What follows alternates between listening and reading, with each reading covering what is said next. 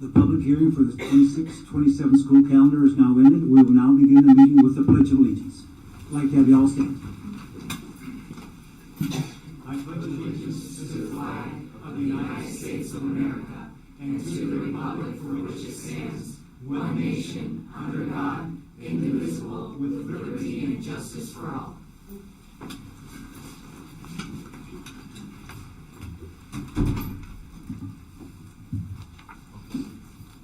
That brings us to 3.01, motion to approve the agenda. Okay, I would like to move that the agenda be approved with the addition of language December 1, 2025 board workshop added into the minutes in item 5.01. So we will add that right after, it'll come right after the organizational board meeting minutes, December 1st, 2025 board workshop minutes. Do we have a second? Yes, second. We have a motion and a second. Roll call, please. Director Birdie? Yes. Director Castro? Yes. Director Ingles? Yes. Director Hansen? Yes. Director Larkin? Yes. Director McGivern? Yes. Director Whitter? Yes. Motion carried 7-0. That brings us to 4.01, recognition, commendations, information. Director Witter, would you like to start us off, please? Yes. We'd like to congratulations to Paige Shepard, BHS Language Arts teacher, on earning the distinction of National Board Certified Teacher. If she would stand. She's not here? Could be with us tonight. Oh, okay. This is a national board certification. It is the most respected professional certification available in education and provides numerous benefits to teachers, students, and schools. The certification was designed to develop, retain, and recognize accomplished teachers and to generate ongoing improvement in schools nationwide. We are proud of Ms. Shepard's dedication to her profession and her commitment to excellence in education. Congratulations on this outstanding achievement.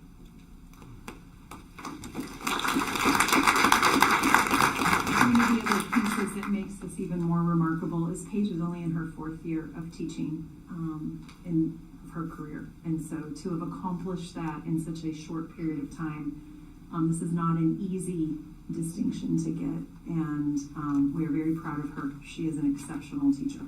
So glad she's part of our team. 4.02, Director Hansen. All right. Is Alicia McCorkle here this evening? Okay. This is in recognition for the Bettendorf High School girls varsity basketball. Congratulations to Alicia McCorkle on achieving 1,000 points over her career here at Bettendorf High School. So outstanding achievement therefore. So we can give her a round of applause. 4.03, Director Birdie. This is the Bettendorf Football Academic and State Honors. Congratulations to Owen Schwartz and Henry Gillies for being honored as Academic All-Staters, and Cam Scuffum and Gavin Stecker received All-State Honors for 5A for the 2025 season. The football team had several team members honored at all 3 all-conference levels. Good job. Thank you. I'll take 4.04. Congratulations to Audrey Senley for placing first in the solo musical theater category in her center at the Iowa State Thespian Festival. She has qualified to compete at the International Thespian Festival in June of 2026. Okay. Congratulations to the whole team, and a special shout out to the following finishes for the girls swim team, who placed 6th overall at state. The 200 medley relay for Jenna Farwell, J.S. Stacy, Amelia Surma, and Briella and Dito. 3rd place, Kenna Hansen, 16th in 1 meter diving. Briella and Dito 4th in the 200 IM. Jaya Stacy 4th in 50 free. Amelia Surma 13th. 200 free relay, Stacy Surma, Farwell and Adendo 2nd place. Outstanding. Jenna Farwell 16th in the 100 back. Briella and Adendo 6th in the 100 breast. And Jaya Stacy 2nd in the 100 breast. With a special shout out to Jaya Stacy, who was named Comac Swimmer of the Year. So congratulations to all these young ladies.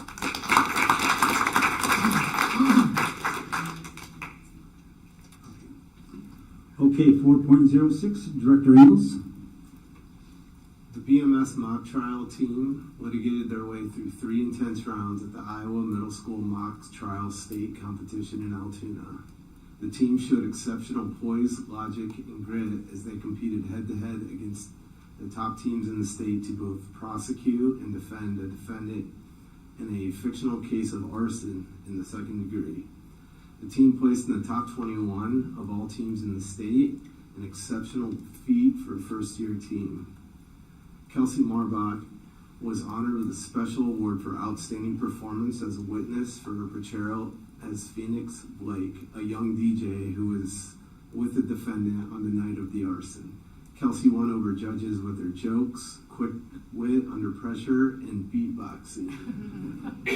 While this season has come to an end, the team is already making plans to continue their success next year. Team members are Callie Jacobson, Collins Christner, Dallin Witt, Frida Magnuson, Greta Frericks, Harper Moran, Kelsey Marbach, Lydia Arnell Liu, Lila Briggs, Olivia Greer. Congratulations. I'd like to welcome up our students who are here tonight, as well as their amazing advisors / teachers, Amber and Landon. And I hear we might get a special beatboxing performance recently. I apologize to Kelsey, because working with your dad on our construction project, I warned him that I might ask you to beatbox. Anyway, Landon, Amber, you guys want to take it over? We can do the next. Good evening. Our team and coaches are proud to represent the first ever Bettendorf Middle School mock trial team. This year, the Iowa Bar Association for the middle school mock trial competitions issued a fictional criminal case for the trial. In this case, Danny Dawson, a college student, was charged with arson in the second degree. Allegedly, Danny burned down a college lab in response to a bad grade. Our team had the responsibility to represent both the prosecution and defense in this case throughout our competition season. Now I'd like to introduce this team.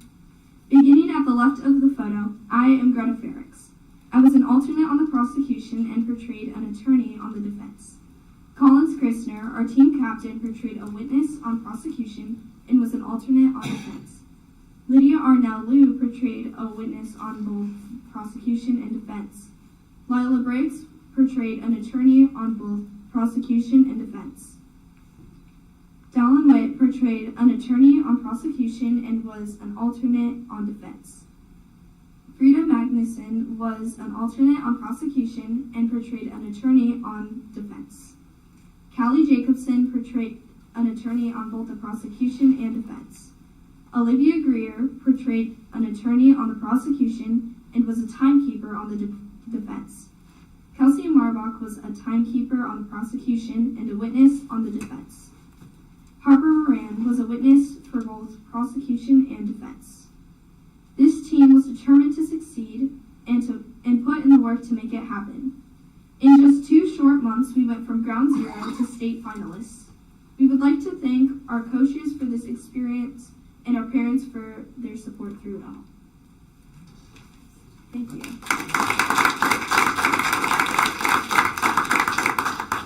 Thank you all for having us. I'm Amber Thompson. I'm the ELP teacher at Bettendorf Middle School. I could not be more proud of this group. This is what happens when you enrich the learning of those high-achieving students in our district. They put in the work, they have the grit, they gave the effort, and they were determined to succeed. So we are here today because of them. I'm extremely proud. I came into Bettendorf Middle School last year with a little bit of an idea to put some more enrichment opportunities out there for our older students. We have 9 8th graders and 1 7th grader on the team. I started researching mock trial as an opportunity to get that enrichment and that extra learning for those students. Those opportunities were available to us. I found out that some of the local junior highs and middle schools were also doing this. And then I started researching the Iowa Bar Association. I found out in that process that the Iowa Bar Association is highly aligned with our National Association for Gifted Children standards. Those are the standards that align or set what we teach the students and how we teach them for the higher level learners. And the Iowa Bar meets a lot of that, providing career opportunities, providing enrichment in learning, community outreach. A lot of it goes together. So I decided that I wanted to pursue this a little bit. And Landon came into the picture and said, I want to help. And so here we are. We spent the entire last year as coaches not knowing who our team was, not knowing what was happening, and studying a lot, researching a lot, and training ourselves to know what was mock trial and how to teach the kids what was mock trial. In the process, Dr. Morse found out about this situation and referred us to Justice Oxley, who came into our building in my classroom and spoke with these amazing students about a career in law. And that was just such a highlight of the process. Throughout that process, Justice Oxley was able to outreach and find us our amazing attorney coach, Mr. Thompson from Lane and Waterman. Can everyone give him a hand?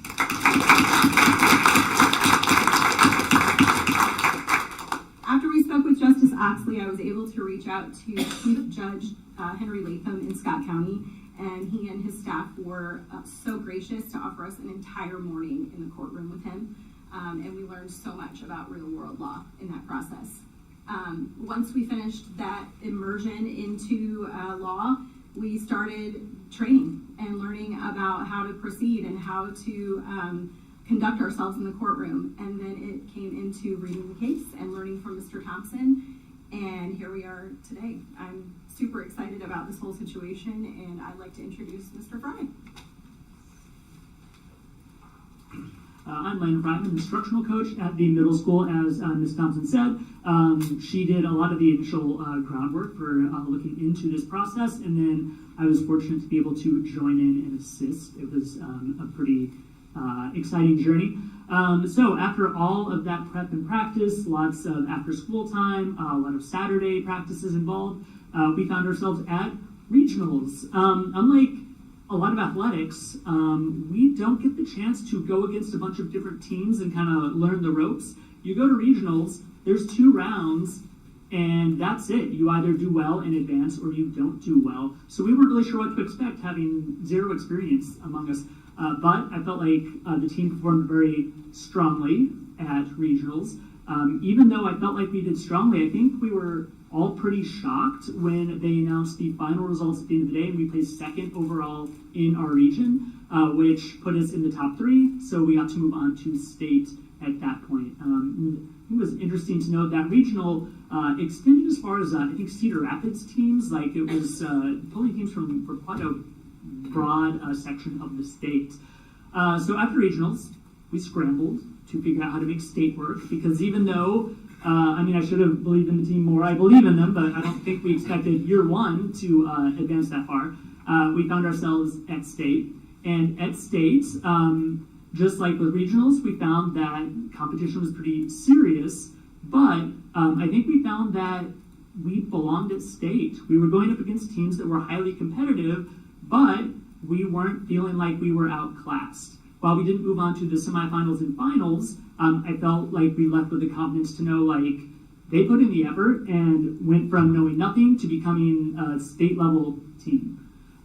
We did get one special honor that you heard about earlier at state. Kelsey Marbach was recognized with a Special Witness Award, which means she was one of the most outstanding mock trial witness performers in the state of Iowa. As we wrapped up, it was difficult to think back and remember all the help that we got. As was already mentioned, Justice Oxley from the Iowa Supreme Court was able to visit us. We also were able to visit the Scott County Courthouse and meet with Judge Latham and spend about half a day seeing how the court system works locally and some different sins and zines there, which was a great opportunity. And as we're moving on for next year, our goal is just to continue the program, continue to grow. I know we have of students who are thinking about what mock trial might look like in future years. So we're just excited to help try to continue the program from there. Any questions for students or coaches? So the case that you guys did, it sounds like so that you guys were both on the prosecution side and the defense side? I mean, do you learn a lot about how to attack each side when you get to see it from that perspective, or what was your experience like from that? Anybody want that? Harper, you. Go ahead, Harper. It was a really interesting experience, and it was really fun and really hard because as you're like working on defense, you realize these are holes and these are what we can attack in prosecution, and then you think, well, if they attack us in our weak spot, how can we respond to that? So it was really interesting to see it from both sides and to like kind of go against ourselves in a way to try and have the best case possible. Kelsey Marbuck, I'd like to have you step up and just tell us how your experiences were for this year. Well, it was kind of crazy because I was totally new to this process and I didn't really know what a witness did. So basically I walked in and everybody was saying you have to have really good personality, you have to know all your facts. So I just kept studying like my witness statement, kept memorizing those note cards, and tried to have the best personality possible on stage to give the best performance. Awesome. That's great. That's great. Anyone else like to express anything about your experiences? Would one of you like to speak to what your experience with Justice Oxley was? I think she would have stayed all day if her schedule had permitted, and I think you all would have. The questions you asked were outstanding that day. The engagement was incredible. Did anybody want to talk about what that was like to be able to engage with an Iowa Supreme Court Justice? Anything memorable from that day? No? It was really interesting because, well, we were very much into like our competition season and we weren't preparing very much, but still it was really interesting to see like this is what a judge does versus a lawyer. And we really got some great tips from her about how to make a good defense argument and prosecution argument, and she just had a lot of she helped us a lot. She gave us some great ideas, and we're very grateful for that. So now, do I understand correctly, most of you guys are 8th graders, you're moving on to high school next year? Yeah. And things, but I wanted to just say I appreciated the comments you made, and I want to just encourage all of you to continue and pursue this, because this, congratulations on what you achieved, but the comment you made about when you guys went to state, I can imagine that's a pretty intimidating environment, but to realize that you belong there and to realize that you can compete at that level, that's a great asset to have and hold on to and use that as confidence to build on as you continue with this and things, to know that, hey, that's where you belong and you can compete at that level. So congratulations. Thank you. Thank you very much. Round of applause for these outstanding students.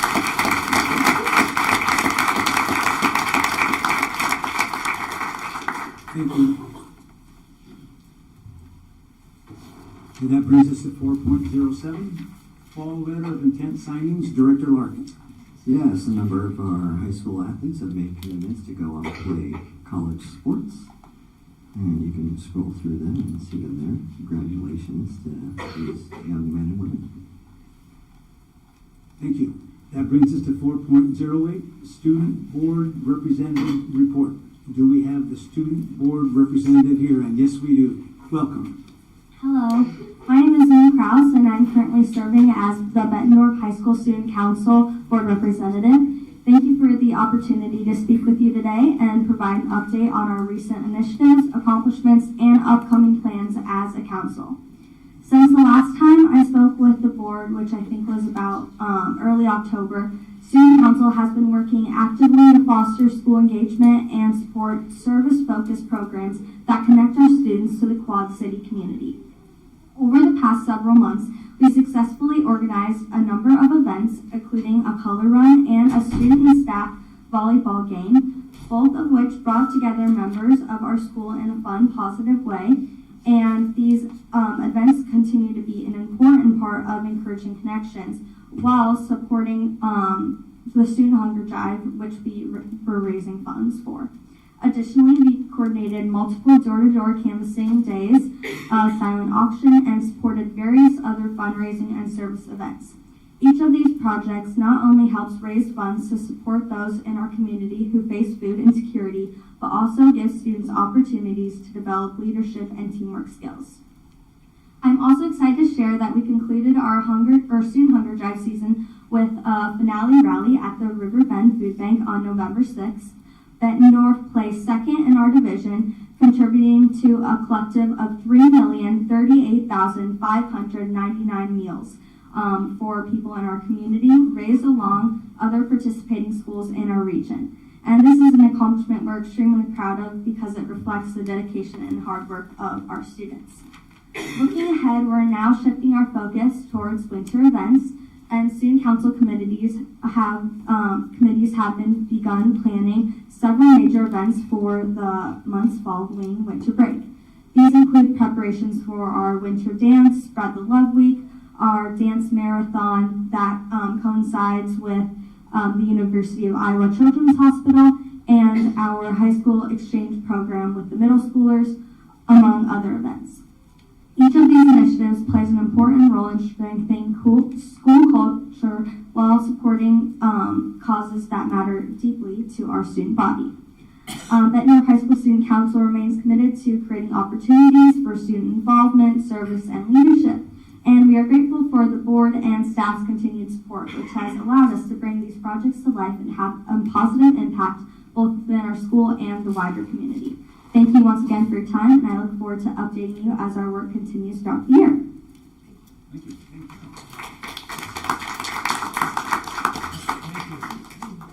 That brings us to 4.09, President's Statement. If anybody in the audience would love to approach the microphone and speak to the board, now is the time to do it. Your time limit is 3 minutes. We don't discuss personnel. Be sure to sign in with the secretary before you do or immediately after. And now is your time. Seeing none, we'll move on. That brings us to 4.10, BEA report.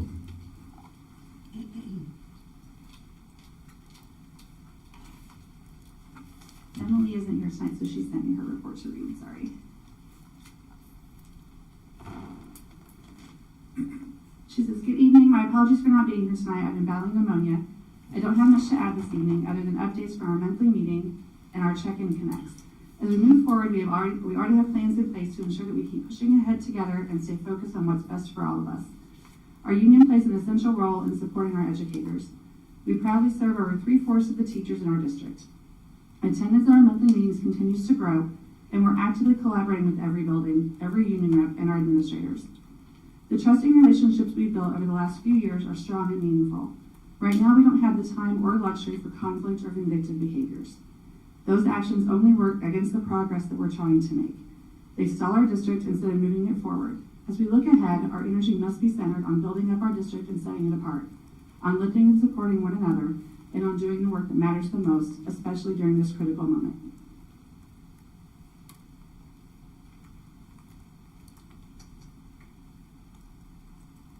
You don't need to speak on the mic. Oh, I'm sorry. I thought you were just going to roll right in. Okay, No, I wasn't sure if you were gonna roll Bessa out. report. Thank you. Good evening, and I apologize. I may end up losing my voice through this because I'm also getting over pneumonia. November has been a rough month. Besta had our monthly meeting on December 2nd, and as per our bylaws, did a final read of amendments and held our vote on our updated bylaws. They were adopted with a unanimous vote. We were also visited by one of the candidates for state senate who met with our members and got our input on education, healthcare, and other topics important to voters in our area. Our local continues to grow in numbers, and members continue to become more active in their buildings. Our leadership team has attended multiple conferences over the last 3 years and continue to bring back information to our local on initiatives that we can pursue to benefit the district. The IUPS team will meet again next week and continue our work as a collaborative team. This team has come so far in the 18-ish months it has existed, as an example of how differing opinions and styles can come together in a collaborative manner and work toward a common goal. Sorry.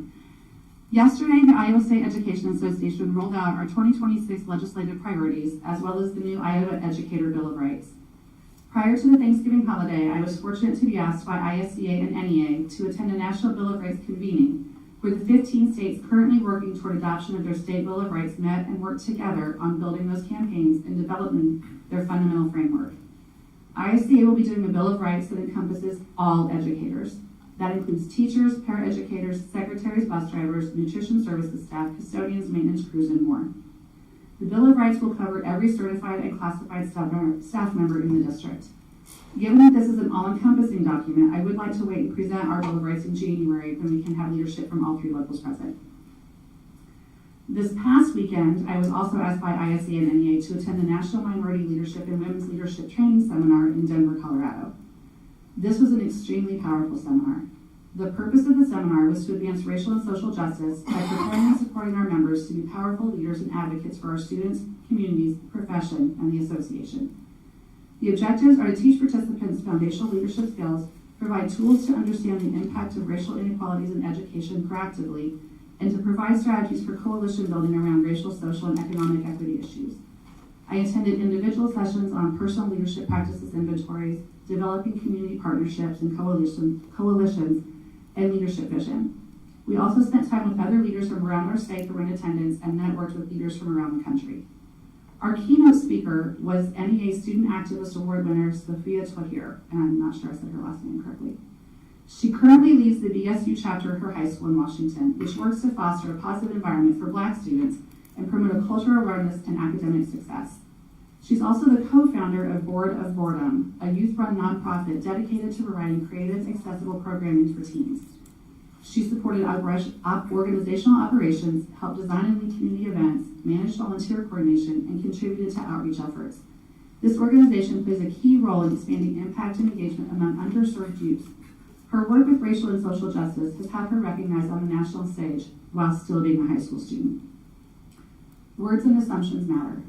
Imagine being in a group of students at a presentation on AP course offerings and then being singled out to look at easier courses based solely on your ethnicity.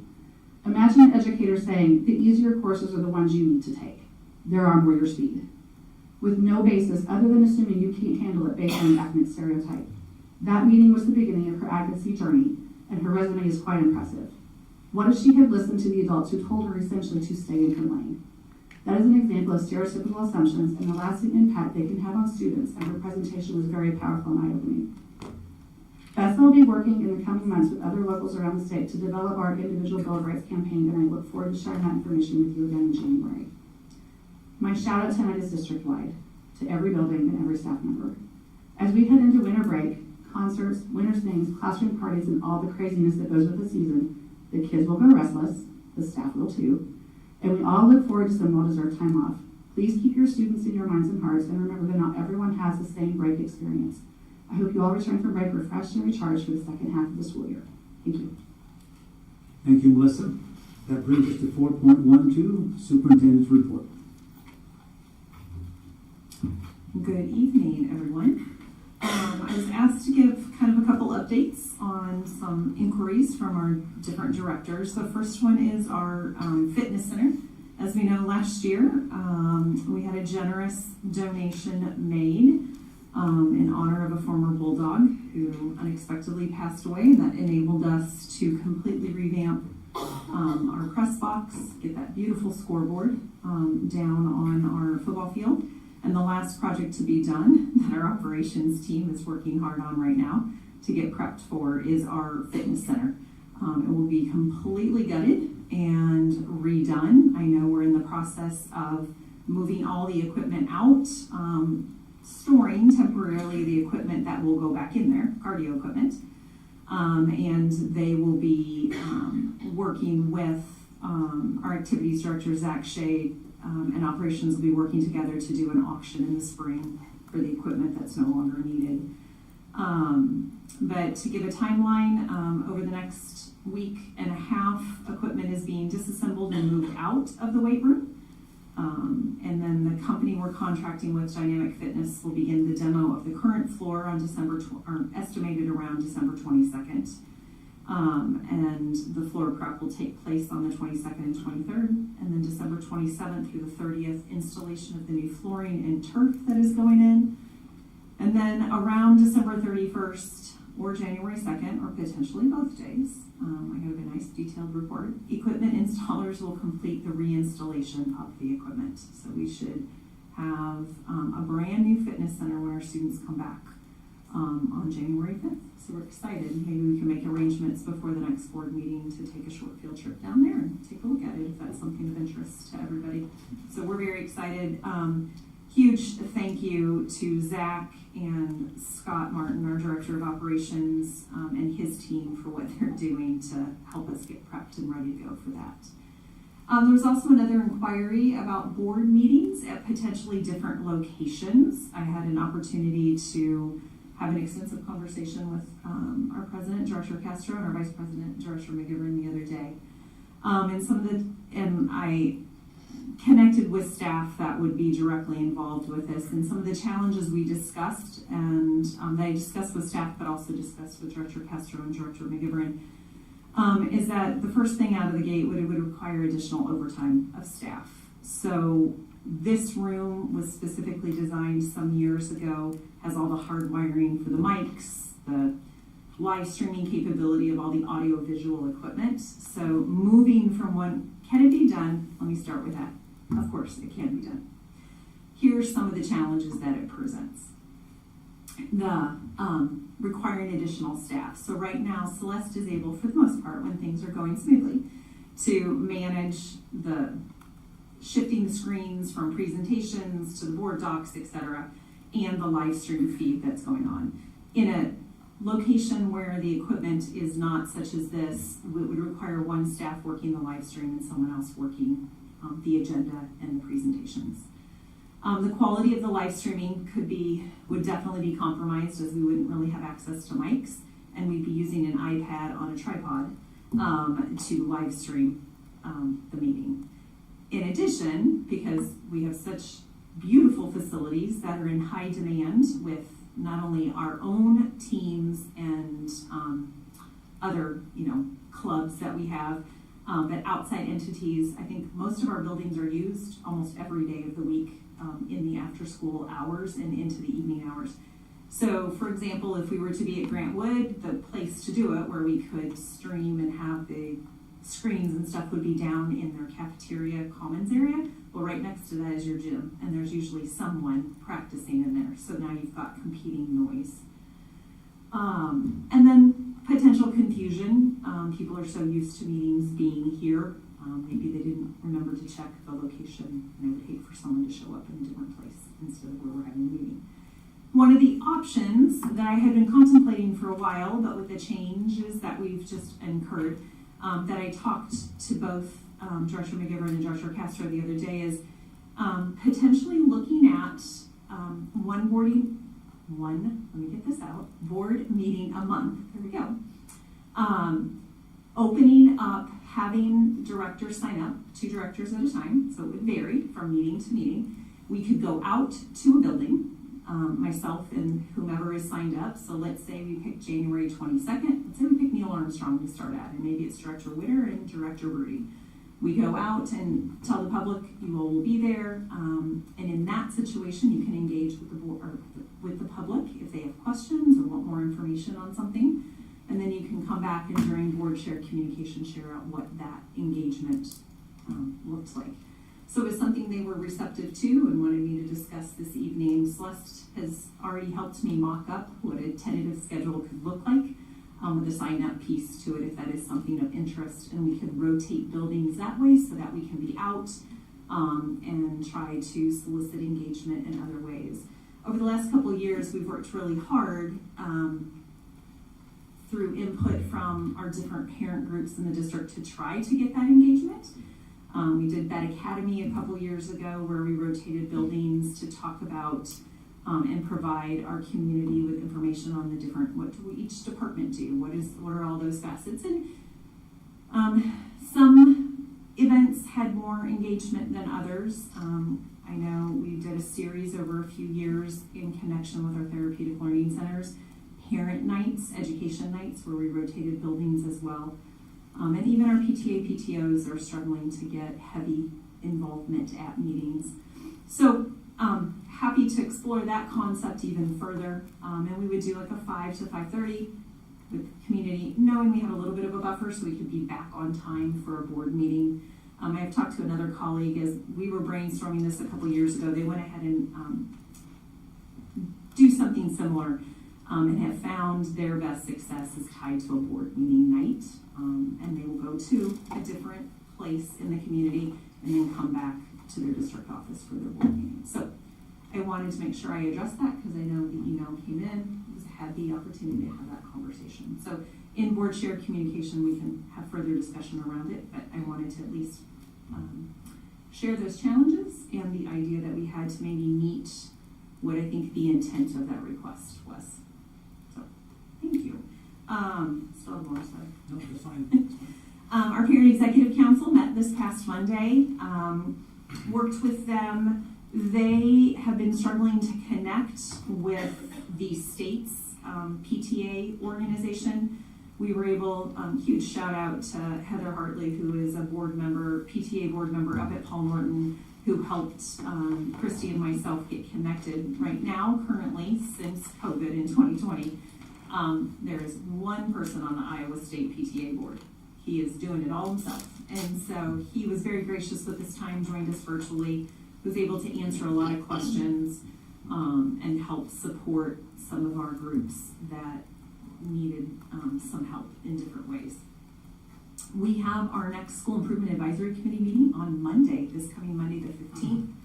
Last spring, as we were wrapping up the year, that group really wanted to get to better understand how legislation impacts the educational arena. So earlier this fall, I've done this presentation a couple times. I did it at Kiwanis, I've done it at a couple other groups, and then did it presented at SIAC. All of the legislation that was passed last legislative session that had an educational impact. Okay, that was a mouthful.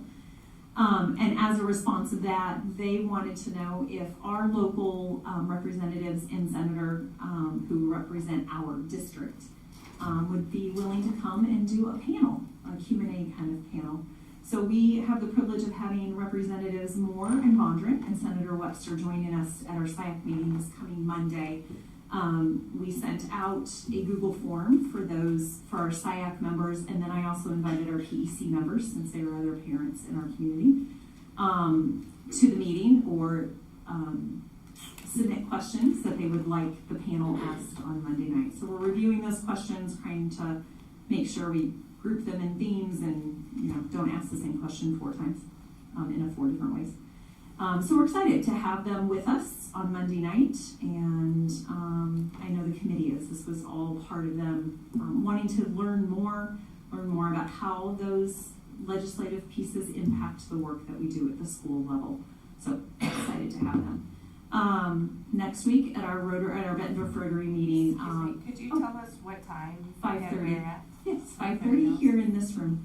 If you are coming though, please let Christy know. We do serve a light meal, and I just want to make sure there's enough food for people if you will be partaking in that. Only I don't want to welcome people into our building and not have enough food to feed people. So we just require an RSVP for that meeting so that there's enough food and seating. Thank you. Absolutely, thank you. And as always, on our district website, all of the information about SIAC, the purpose of it, the meeting information, the agendas, the meeting minutes are always posted on our website. So you can always get additional information about that committee there. And then next Wednesday at the Bettendorf Rotary meeting, which I'm a part of, our high school choir, led by Trent Teskey, will be singing and performing. We were invited to come and perform for the Rotarians next week, which is always a wonderful opportunity to celebrate the talents of our students in the public setting and share with our community, our outstanding students and staff. As Melissa alluded, we have our next IDPS meeting next week. We're looking forward to that collaboration, and the subcommittees have been working hard on looking at the contract language, what changes, updates need to be made. And then we kick off, it is hard to believe that we're at that time where it is Elementary Winter Sing Week. They start next week. And we look forward to welcoming our elementary students and families into our beautiful Performing Arts Center. This district is very blessed to have a state-of-the-art Performing Arts Center. And it's so wonderful to see our students from preschool all the way through high school be able to access that, and that it's truly a district commodity and not just for our high school students over the next week. And so I want to just really give a big thank you to our outstanding elementary music teachers. The hours, the dedication, and their passion around this event truly shines when you see our students performing on stage. So if you can stop by next week, that would be great. We'll make sure we get that schedule in your weekly wrap-up so you know when those events are, especially if you don't have children at the elementary level. And then winter break. I know Melissa alluded to that. It's still struggling to believe that we're already at this place, but it is that time of the year where everybody, it's a well-deserved time off. So I want to thank all of our staff, students, and families for everything they do to make this district a great place, but I also want to wish them, all of them, staff, students, and families, just a wonderful and relaxing holiday break. Hopefully it's filled with time to be with family and friends and to just slow down, step back, and enjoy the season. It is a very special season. So thank you. That is my report, unless I left something out. You good? I think All I'm right, good. Thank One you. real important question on the SIAC that you mentioned, Dr. Morse. What kind of food do you serve? I don't know. Are you coming? I think I alluded that I would, but the main incentive would be what kind of food do you serve? I think this time Chick-fil-A is on the menu. I'll be there. And the rest of the board members, if you're, just be sure to let Dr. Morse know so we have correct amount of Chick-fil-A. Okay, that brings us down to agenda item 5, consent agenda. Do we have a motion to approve the consent agenda? I'll make a motion to approve the consent agenda. I second. We have a motion and a second. Roll call, please. Director Castro? Yes. Director Ingles? Yes. Director Hanson? Yes. Director Larkin? Yes. Director McGivern? Yes. Director Woodard? Yes. Director Woodard? Yes. Motion carried 7-0. That brings us to agenda item 6, information action. 6.01, approval of October financials. Tyler Reedy, come on down. I'll make a motion to approve October financials as presented. Do we have a second? Yes, second. All right, perfect. Well, again, my name is Tyler Reedy. I'm the Director of Finance for the district. I just want to say congratulations to the newly elected board members. I would also like to say if you all are going to color coordinate, you should let me know. I would like to wear black as well.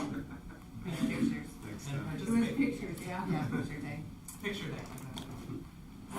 All right, so for the month of October, when I present financials for you guys, there will be notes, and then there will be the raw data that comes with that. Just as a reminder, these are all for you guys and for the public, so if there's anything different, questions on what you see, what you don't see, please let me know, and we'll adjust for next meeting, okay? So the first set will be the notes.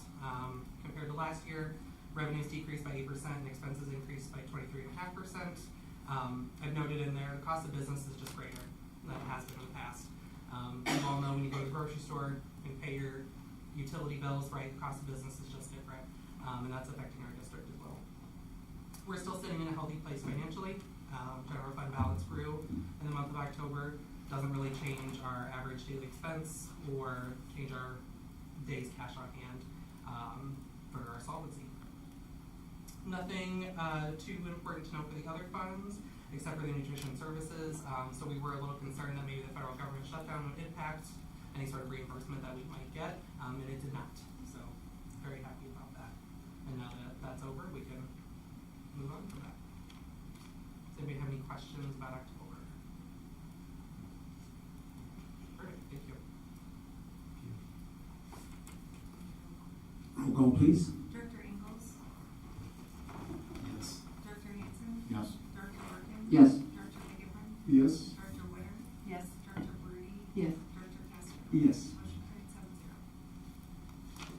That brings us to agenda item 6.02, SBRC application. Do I have a motion? Yes, I move we approve the SBRC request in the amount of $692,208,000 for MSA for open enrolled out students not included in the prior year count. And approve the SBRC request in the amount of $2,085 for LEP instruction beyond 5 years. Do we have a second? I think we have to have those as two motions. Oh, sorry. I know Is in there the past confusion? we just like those as separate. Okay. I wasn't aware that that had to be two separate motions. The state just said, here's the language you present Okay, your word. that's fine. We used to have. Okay, I see that, yes. Are we okay to go on this one, or do we need to split up those? I know in the past we had to separate them out, but if it's fine, we can do it. Or we could just be safe and do it as two. How about that? Okay, so we'll just do the first part of the 692,208, and then we'll pause there. Okay. I'll second. Okay, the second. Okay, roll call, please.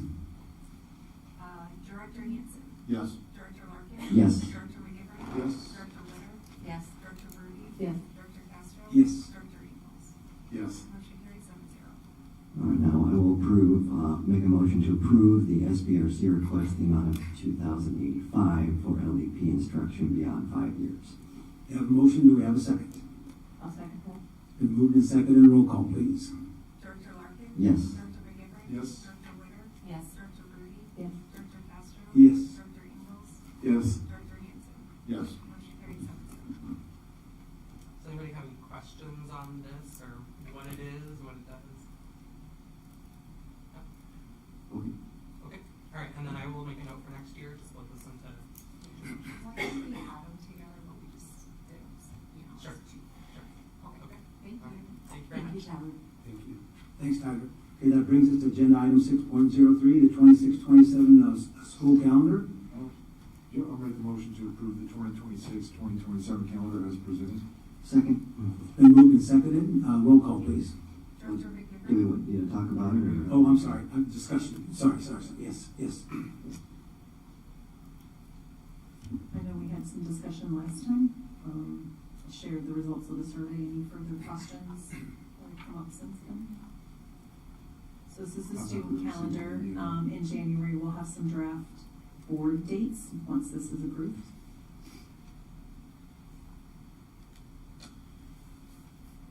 Yeah, I kind of recall talking last time about. You do or don't? Yeah, I do. Okay, I do. sorry, I Yeah. misunderstood. No, I do. I Okay. think that was, there's those It is. limitations with the start date, and there's not too much flux, and it sounds like this is in accordance with the majority of responses, It's absolutely in adherence, and really what I shared the last time, Celeste, if you'll, yeah, thank you.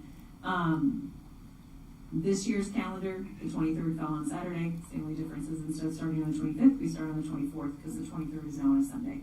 Literally, the quarter semesters almost break out identical to how it did this year, just because of the 23rd falling on the weekend. We did offer up in the survey, did teachers want to come back for their professional development week on Friday the 14th and end on Thursday the 20th, giving them a 3-day weekend before beginning with students. The majority in the calendar, or in the survey, indicated they wanted to stick with the traditional Monday through Friday professional development week. And we went with what the majority wanted. It is their week of professional development, so for us, we wanted to make sure we honored that. So as you can see, the calendar is extremely consistent with what we're going through this year. It will look different next year because, well, a couple more years because the 23rd will fall on Monday. So it'll be a while before we get to a short week. Unless the legislation changes, we have tried, and I've had support from Bondurant and more to try to get some legislation passed, giving districts the flexibility to start. But, and I understand and respect the Iowa State Fair that drives a lot of this. Instead of having a hard date of the 23rd, we pitched some language, something to the effect of districts can start no sooner than the first Tuesday immediately following the close of the fair, right? So it always ends on a Sunday, but that Sunday could be the 14th of August, and so we would be able to start, and get out sooner. if that was in working with our staff. But right now, we cannot start school before the 23rd of August. And when it falls on Saturday or Sunday, I'm pretty sure teachers are not going to want to come in and start on the weekend. So that's what pushes this calendar where we're at. Any other questions? Okay, thank you. Okay, roll call please. Director McGivern? Yes. Director Witter? Yes. Director Birdie? Yes. Director Castro? Yes. Director Ingles? Yes. Director Hanson? Yes. Director Larkin? Yes. Motion carried 7-0. Okay, that brings us to agenda item 6.04, first and final read of policies. Do we have a motion? I'll make a motion to approve the policies listed below as presented. Do we have a second? A second. It's moved and seconded. So I'll comment on 219 because I wrote 219. So it's important to remember when you're visiting these places, you're visiting as the senior executive. So we want to give our people space and time to prepare for a visit. So that's the 2 days. You're talking with people that get over 100 emails a day. They may not get to your note until late. If you want to visit in something particular, they need time to arrange staff, prepare, and those people may have already left for the day. So more time in advance helps our people prepare for an executive visit. Also, it helps coordinate if you want to visit a school next week. You may show up on a day and the kids are gone on Wintersing. Or if you want to visit Thomas Edison on a Friday, you may find that most of them are gone on a work program. So giving our people more time is the reason for the 2 days. It's also written to complement our code of ethics. So, I wouldn't anchor too much on the word permission. As far as I know, no one has been denied a chance to go to a school. There could be a sensitive employee matter that you need to be protected from that's coming to the board for consideration. So having the superintendent message that helps protect us from ourselves. And there could be a situation where maybe the board has ruled on an employee issue, and some board members go and visit a school shortly thereafter, giving the perception that the minority is not out of our code of ethics and supporting the majority decision. So this policy helps those types of things. So showing some respect and giving our people space and time to prepare for a visit helps win those we want to lead.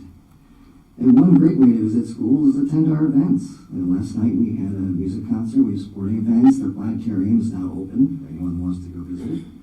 So I think the policy is good as written. No one has been denied a chance to go to a school. It helps give our people space and time, and I think everything is fine the way it is. Thank you. Can I speak to that too? Sure. Okay, so the way it used to be was that the board members would contact our principals. Obviously, they didn't just come in, but they would contact the principals and get permission, and it was usually a day, and there was no problem because, I mean, honestly, we want our board members in our schools, and so it shouldn't be like something that we should avoid. So it was just an easier thing. You didn't have to go through the superintendent. You just emailed the principal, and they said, come on in tomorrow, or no, tomorrow's not a good day. But the added third party makes it much more complicated, in my opinion. Any more discussion? Okay, it's been moved and seconded with discussion. Roll call, please. Director Witter? Yes. Director Birdie? Yes. Director Castro? Yes. Director Ingles? Yes. Director Hanson? Yes. Director Larkin? No. Director McGivern? Yes. Motion carried 6-1. That brings it to item 7.01, board shared communication and meeting reflection. We'll start, we'll go with Director McGivern. Yep, I just want to share comments that were made earlier in regard to just wishing all staff and everyone involved in our schools, especially teachers, all the hard work that's being put in. For our students, a great break over the holidays here. Hopefully everybody gets a chance to kind of relax and rewind, or at least just regroup. And I think it's going to be a pretty snowy break, it seems like. maybe if we talk about it, won't come true, versus, so, but no, yeah, look, just again, a big thanks to all the work that's being done out there, and hope everybody enjoys that time off. Director Ingles?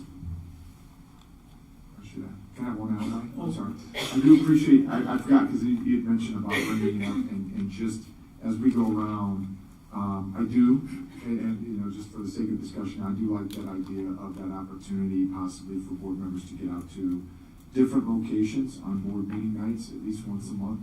I think that would be, you know, a good opportunity to engage, and then, you know, as you point out, is what comes of that, you know, then an opportunity in this type of setting to share.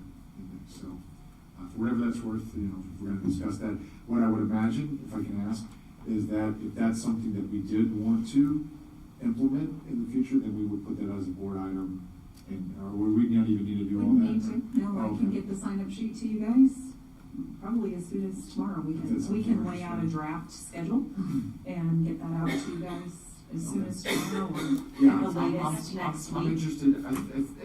I mean, I imagine it's a bit flexible, but it sounds like the proposed time would be like a 5 to 5:30. And I think part of the discussion was it'd be kind of a soft stop at 5:30 with a for sure hard stop by 5:45 to give travel time to get to here so that folks aren't late.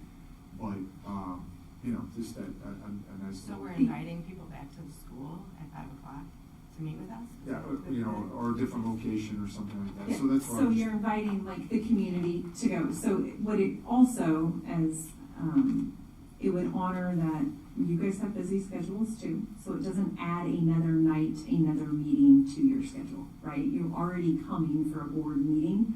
So instead of starting here at 6, let's say we picked, I don't know, Grant Wood for the first place, right? You would start at Grant Wood. The goal would be you'd have a soft stop, as Director McGovern said, at 5:30, but a definite, I mean, at Grant Wood, you probably have a hard stop at 5:50 and be here by 6 o'clock, right? We're not, geographically, we're blessed that we don't have to travel 20 minutes to get anywhere in our district. But that would give the opportunity now if that community member wanted to come to a board meeting, that there are people who would prefer to engage with you that way, because you can have two-way communication than at a board meeting where they can't have that two-way communication, right? And so that would give that opportunity, but it was also in a way to honor and respect that you all have busy schedules, you have families, you have jobs, you have commitments, and not add another night to your plate. But also honor what I thought was the intent of the request, was just to get out in our community more, be more visible, and for our community to have access to you all. My goal was to, with this request, was to engage the community and celebrate the schools, in a sense. So that we would go, I talked to one of the board members from North Scott, and they do this every other meeting. And she said they have good engagement. And I thought and then what they do, they have that school, whichever one you're visiting, present something that they're doing in their school. And then that brings engagement from teachers, from parents, and maybe a spark in the community. So I'm not sure how North Scott logistically does it, but they do it every other meeting where they visit a grade school or the middle school, or if we could do it in the high school, where we are inviting that community, and we could have meet and greet or whatever beforehand. If that's something we can do, as long as there's not more than 3 of us talking to somebody at a time, then I think that would maybe work out. And I thought that would just bring more engagement. If PTOs, PTAs are having a hard time bringing people in to participate, I don't know. I mean, not to say this couldn't work. I just don't know that with, I'm happy to try it, but I guess I would like to investigate more what North Scott does to make it logistically work in their community. Could it work in our community? I think it's a way to have the grade schools and middle school celebrate what they have going on in their schools as a piece to this. So. Thank you. That's the first blush of this, and we'll probably work out some more of those details, but they're all good points that you suggested as well, Director Ware. Thank you. Okay, moving along the table, Director Ingles. Director Michelle Rudy and I were able to attend a PTO meeting at Herbert Hoover Elementary. It's good to talk with them people. They do a great job there, and really saw some good engagement. Not huge numbers, but it was just really nice to see people that are already invest more in our schools right there. So they do a great job over there. Director Larkin. Yes, I want to go back to the board workshop. It was mentioned that the importance of avoiding rolling quorum. And in the previous board meeting, the vote on the law firm, it could be inferred by some that decision was made in advance. So we're talking about changing a law firm for a different set of values. I'd like to learn more what those values are, what we're going to give up in our existing law firm, to give up that continuity to get a different, are we going to save money, are we going to get better service, sort of what that looks like if we're going to give up years of continuity. And then in a business relationship, it's important to let your business partner know what you're not getting. So if our current law firm is not, if you want something we're not getting, I think we ask them to respond and for, this is what we want more of, can you do that, before we want to give up years of continuity. So my advice is, let's look at, can we get more of the same? Because I see a lot of value in continuity. So, I don't know if we were talking about changing the. I'm sorry, this was communication, so this isn't like discussion part. I apologize. This is just me just sharing thoughts to the group at large. If we want to do another agenda item, we can talk about it some more. Yeah, okay, that's it. Thank you. Director Purdy? Okay, yeah. Well, one thing I just want to bring up is that, we are the new board, we're learning, and we appreciate the grace that everyone is giving us as we try to learn our new positions. We're not perfect, but, we are giving it our best. It's the season of kindness and giving, so I hope that we all continue to show that towards each other. And we did get into, Director Ingalls and I also got into Mark Twain a couple weeks ago with Mr. Udy, Chad Udy. Got to tour the building, got to talk with the kids. It was really awesome, and we're going to continue to get into more schools as often as we can. Great. Director Hanson. I too was able to attend or go to a couple schools.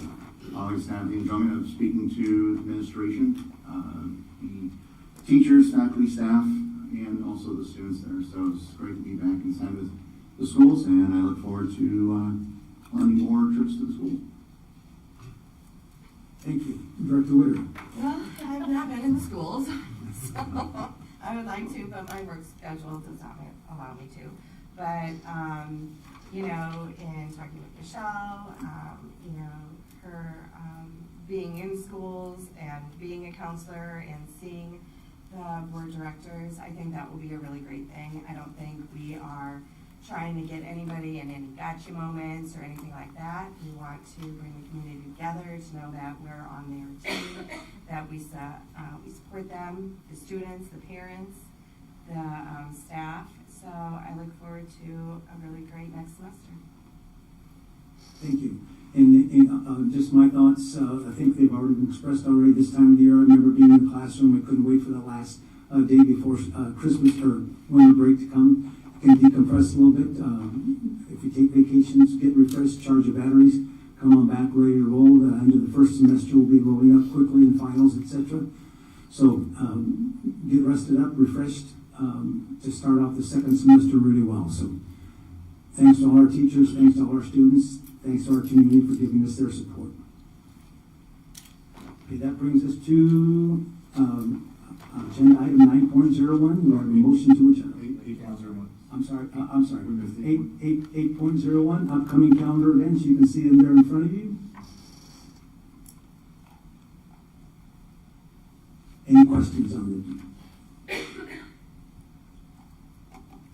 Okay, that brings us to 9.01. Do we have a motion to adjourn? So moved. Thank you. Thank you all.